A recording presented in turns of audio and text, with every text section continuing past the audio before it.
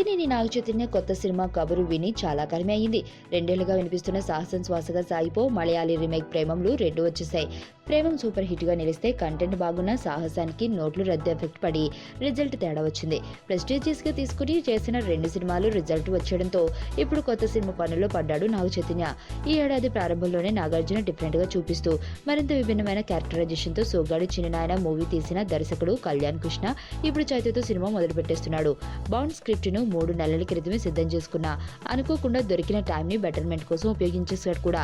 Rakul Preet Singh heroine గా నటిస్తున్న ఈ మూవీ డిసెంబర్ 4 నుంచి రెగ్యులర్ షూటింగ్ జరుపుతుంది. వైజాగ్ గీతం కాలేజీలో తొలి షెడ్యూల్ ని ప్లాన్ చేశాడు దర్శకుడు Kalyan Krishna.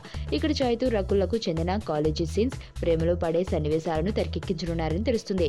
Romantic comedy genre లో వస్తున్న ఈ మూవీలో చైతుకి మత్తెక్కించే పాత్రలో రకుల్ ప్రీత్ సింగ్ నటించబోతుంది.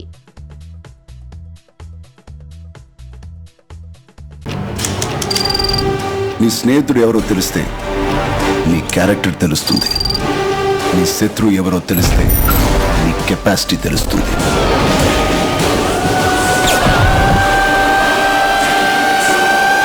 నా శత్రువుని సెలెక్ట్ చేసుకున్నా.